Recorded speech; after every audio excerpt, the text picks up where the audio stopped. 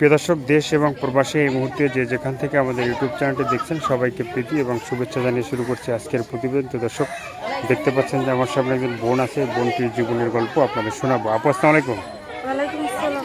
কী নাম ভাই? আমার নাম পায়েল। পায়েল। পায়েল আপু কি ভালো? হ্যাঁ, ভালো। তো আজকে আমরা জীবনের গল্পটা শুনবো, একটু বলবেন? হ্যাঁ, তার জন্যই তো ক্যামেরার সামনে আসলাম।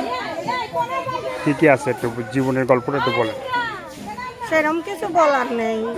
বিয়ে হয়েছে, একটা বাচ্চা আছে। স্বামী বিয়ে করছে, তার জন্য ডিভোর্স নিয়ে চলে আসছি। এখন ঢাকায় কাজ করি, বাড়ি রংপুর। এখন ঢাকায় গার্মেন্টস করি, গার্মেন্টসের থেকে অনেক ধরনের কথা বলে।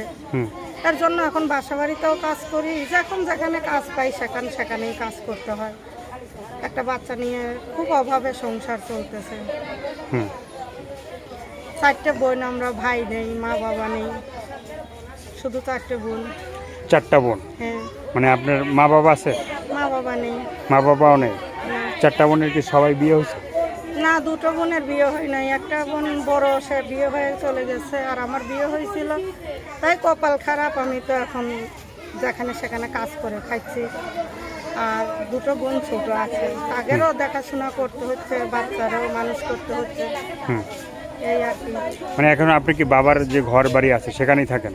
এখন বাবার যেখানে ঘর বাড়ি আছিল সেখান থেকে বিক্রি করে দিচ্ছি। এখন যেখানে থাকছি এখানে 2 শতক 3 শতক জমি রাখছি।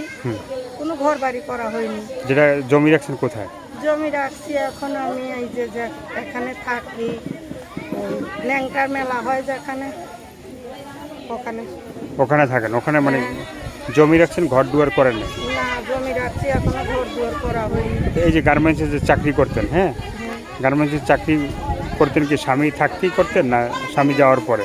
স্বামী থাকতেও করতাম, তারপর যখন ডিভোর্স হয় তারপরেও করতাম।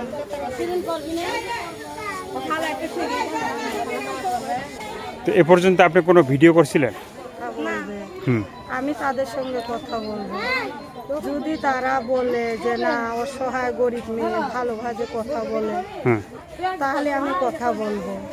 আরেকটা কথা, আমি ক্যামেরার সামনে সবটাই বলছি না, যদি সেইরকম মনের মানুষ পাই তাহলে তার সঙ্গে আমি আমার মোবাইল হিসেবে তার সঙ্গে আমি কথা বলবো। তো অনেক আছে যে, অনেক দর্শক আছে যে ভাই ফোন দিলে ফোন ধরে না, কথা বলে না। হ্যাঁ, এখন এভাবে বলে কথা বললো কে বললো না সেটা জেনে আমার লাভ নেই, কিন্তু আমি যেহেতু ক্যামেরার সামনে আইছি, আমি মনের মতন মানুষ পেলে কথা বলেই যাবো। সে যতদিন আমার অপেক্ষা করতে বলবে অপেক্ষা করবো, আর যদি বলে যে না আমি এসে নিয়ে যাব, আমি তার সঙ্গেই যাব। তার সঙ্গেই যাবেন? আর কিছু বলতে চান আপনি? আমি শুধু একটা কথাই বলতে চাই যে ভাই, যেখান থেকেই আমার এই ভিডিওটা দেখবেন, ভালোভাবে সম্মান হিসেবে কথা বললে তাদের সঙ্গে আমি কথা বলবেন। এইটুকুই বললাম, আর যতটুক বলার আমি মোবাইলে বলে নেব। আসসালামু আলাইকুম। আসি। তো দর্শক, এই আপুর কথাগুলো শুনলেন, ভালো লাগলে অবশ্যই আপনারা তার পাশে থাকবেন। সাহায্য, সহযোগিতা, প্রেম, ভালোবাসা, বিয়ে শাদী যে যেটা করবেন সেটা আপনাদের একান্তই ব্যক্তিগত ব্যাপার। ভালো থাকেন, সুস্থ থাকেন, 5 ওয়াক্ত নামাজ পড়বেন, আর দেশটাকে বেশি বেশি করে ভালোবাসবেন। যারা নতুন, চ্যানেলটি সাবস্ক্রাইব করবেন এবং সঙ্গে থাকবেন। সবাইকে আল্লাহ হাফেজ, সবাই ভীষণ ভালো থাকবেন।